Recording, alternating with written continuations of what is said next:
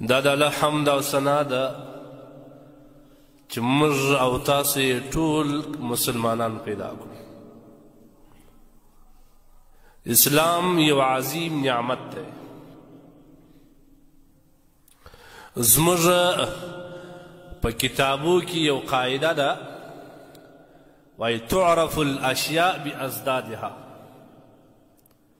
یو شی چې سړی پیژني په ضد باندې پیژني. چې کله د یو شي ضد نه پیدا سوی، د هغه شي قدر بیا نه منل شي. د ورځ او رڼا قدر هلته تا ته معلومیږي چې ته شپه ووینې.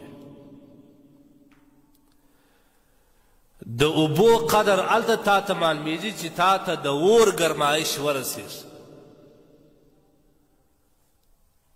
او د صحت قدر تا ته هلته معلومیږي چې ستا دغه جوړ او صحتمنه بدن یوارې مرضي په مخه واخلي.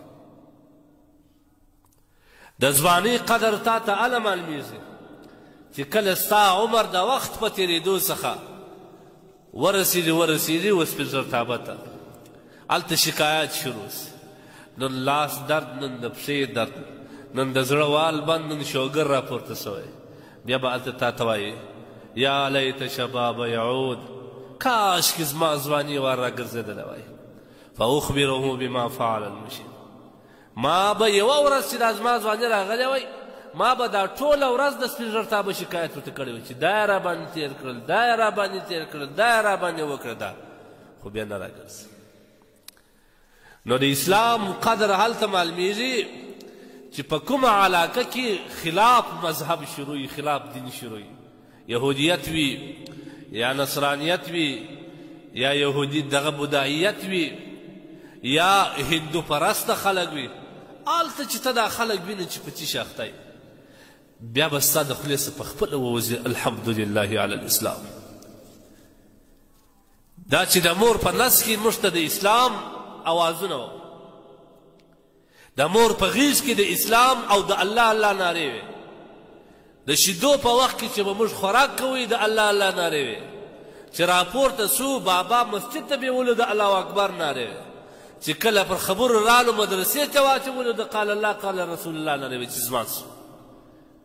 د اسلام قدر چندانې موږ ته نه معلومېږي، ځکه دا نعمت موږ ته د مور په غېږ کې الله راکړی. او اسلام هغه شی دی، ګورئ را واورئ، اسلام سراسر عزت دی. په اسلام کې ذلالت او ذلیلتوب نسته. اسلام سراسر عزت دی. په اسلام کې عظمت سته، په اسلام کې وقار سته، په اسلام کې قدرداني سته، په اسلام کې شرافت دی، عزت دی، ټول په اسلام کې دی. په اسلام کې هر قسم عزت پروت دی.